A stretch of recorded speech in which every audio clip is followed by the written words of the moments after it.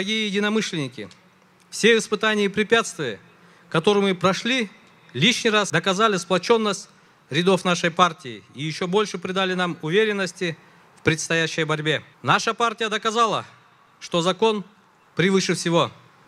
И этому вектору мы должны следовать, начиная агитационную работу. Дорогие сопартийцы, я призываю вас всех объединиться, провести предвыборную работу со всей ответственностью и помнить, что наша цель не только пройти в парламент, но и сделать все, чтобы наши граждане были уверены в том, что мы построим развитое, процветающее государство.